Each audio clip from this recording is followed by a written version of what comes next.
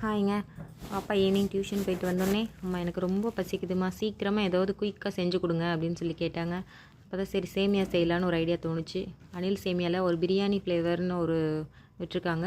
சரி செஞ்சு பார்க்கலாமே எப்படி இருக்குன்ட்டு ட்ரை பண்ணுங்க. அதுக்கு எப்போவும் கடாயில் எண்ணெய் ஊற்றி தாளிக்கிற மாதிரி கடுகு, உளுந்தம் பருப்பு, வெங்காயம், தக்காளி, பச்சை மிளகா, கருவேப்பிலை எல்லாம் போட்டு நல்லா தாளிச்சிட்டு அதில் கொஞ்சம் இஞ்சி பூண்டு பேஸ்ட் ஆட் பண்ணிவிட்டு வெஜிடபிள்ஸ் ஆட் பண்ண சொன்னாங்க. நான் அதில் கட் பண்ணிகிட்டு இருந்தேன், ரொம்ப லேட் ஆயிரும்னு சொல்லிவிட்டு அந்த மசாலா பிரியாணி மசாலா பாருங்கள் அதை ஆட் பண்ணிவிட்டு அப்புறம் சேமியா அதே பக்கத்தில் ஒரு அடுப்பில் வேக வச்சேன். நல்லா கழுவிட்டு வாஷ் பண்ணிவிட்டு ஒரு 10 நிமிஷம் வேக வச்சு எடுத்து ஆற வச்சு போடணுங்க. அப்போ தான் இந்த மாதிரி உதிரி உதிரியாக வரும், இல்லைன்னா குழஞ்சி போயிருங்க. அப்புறம் சூடான சுவையான பிரியாணி சேமியா ரெடி ஆயிடுச்சு. எப்போவுமே குழந்தைங்க நம்ம தனியாக சாப்பாடு போட்டு வச்சா சாப்பிடாதுங்க.